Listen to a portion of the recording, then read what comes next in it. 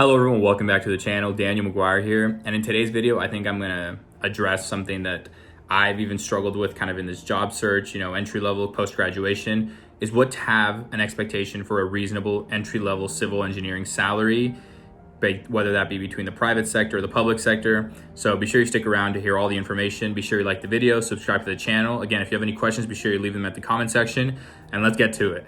Okay, and as I prefaced, I've myself struggled with kind of understanding what's a realistic expectation for salary or, hourly pay. So just bear with me. I'm still kind of figuring this out, but this is, again, after, months of research.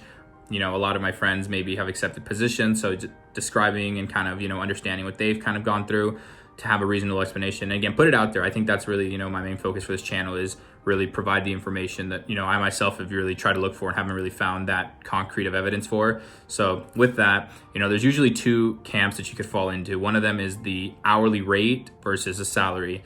And that's pretty self-explanatory. So for salary, you get paid for an accordance of about 40 hours a week. And that's kind of your set salary. Whether you work 45, 50 hours, you're still going to get paid just that 40-hour salary, really. So you get paid per week, no matter really the amount of hours you work within that week, versus hourly, just as what it sounds like. The amount of hours you put in is the amount of time you're going to get, the amount of money you're going to get paid for that time. So if you put maybe like 45 hours, you're going to get 5 hours of overtime. So that's one thing to consider. Really you're going to fall between hourly rate and a salary rate. So really just kind of see what you really want out of it, whether you really want to work that overtime or you just want to have a very high fixed salary and don't really care too much about working a few extra hours for, I guess, less pay per hour. So with that as well, you're going to fall somewhere, again, another two sectors is going to be the private sector versus the public sector. Public sector, you're going to be working for, maybe an agency or a city or public works department or a county. That's the public sector for the most part. And then a private sector is going to be, a private consulting firm, a consulting firm in general. So just kind of look at that. Those are the two options you're going to fall into. And generally, when you go to a public sector job, so working for a city agency or whatever, you're going to be paid salary rate. So you're maybe going to have, working those 45-hour weeks, but you're going to get paid for that full time, no matter how many hours you put in on that week. So that's why a lot of the times you kind of hear the stigma, city employees, as soon as their 8 hours are done, they're gone out the door. That's generally the case because, again, they were paid salary for the most part. So they're really just in and out, try to do as much as they can within their time allotted, or maybe even as less than that.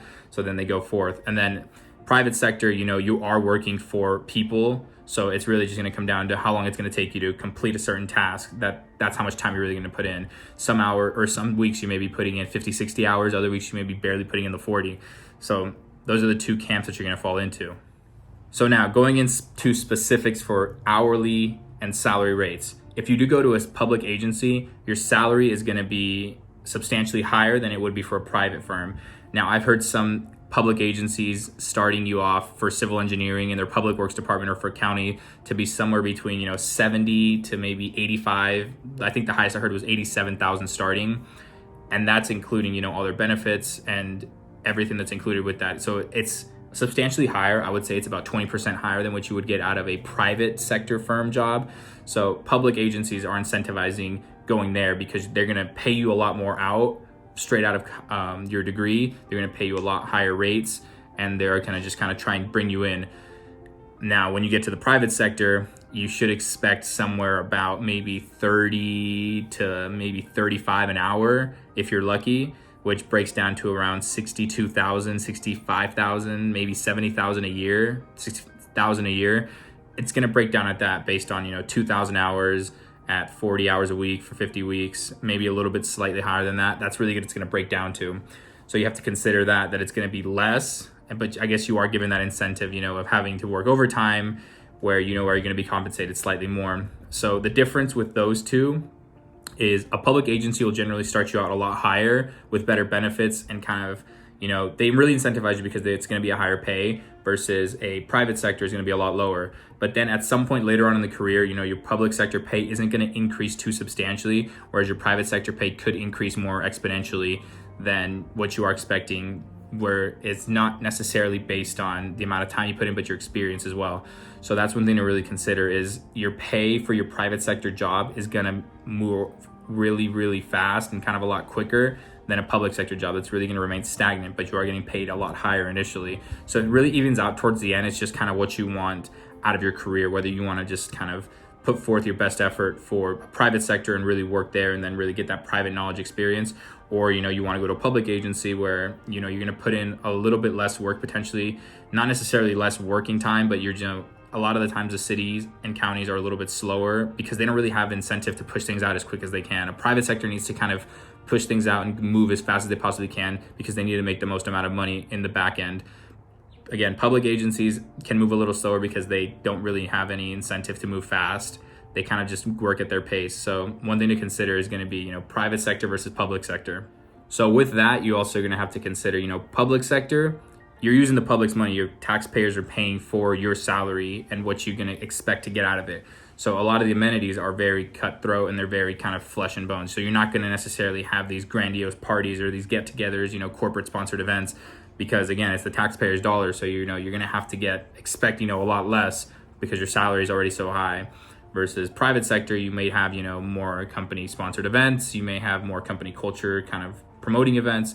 So that's one thing you also have to look at is what really incentivizes you, whether you just kind of want to say, I don't really care about, not really doing anything with my company or department necessarily, and then just kind of taking your higher raise or, lower salary, but you are working towards a company culture that could be more promoting of your work-life balance or kind of so on and so forth. And now with that, it's also kind of talking about the private sector.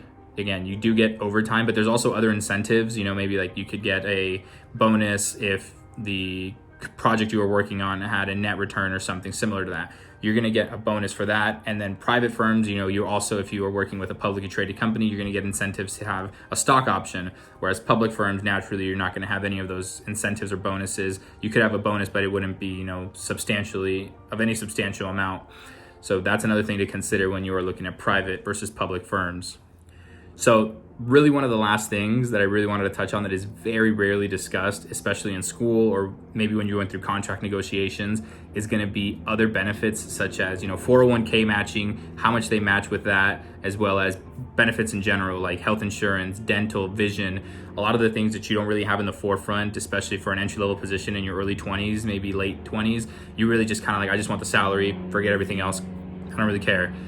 That in the long run is going to be more beneficial, and I think you should really look at that. Public agencies had the reputation to have better benefits as well as better matching bonuses because they are public agencies. So really try to consider what really works for you. If you go to a private firm, if those benefits are few and far between and you really have to pay premiums on those, really try to consider a lot of that. With that, I will say naturally public agency jobs are a lot harder to come by because again, most of the people very hardly and seldom retire, and there's only a set amount of positions in each county or each city. Whereas private firms, there's hundreds of firms and small firms and large firms, medium firms, multinational firms. There's a lot more jobs in the private sector versus the public sector, which is why the public sector pays substantially better than the private sector because they technically can be supply and demand. So that's one of the last things to consider. Really look at the benefits, look at incentives, look at 401k matching, look at long-term retirement plans at an early age. The earlier you start, the better off you'll be towards the back end. So that's it for today's video. I hope you found it a little informative. As I mentioned, be sure you like the video, subscribe to the channel. If you have any questions, be sure to leave them in the comment section, and thank you for watching.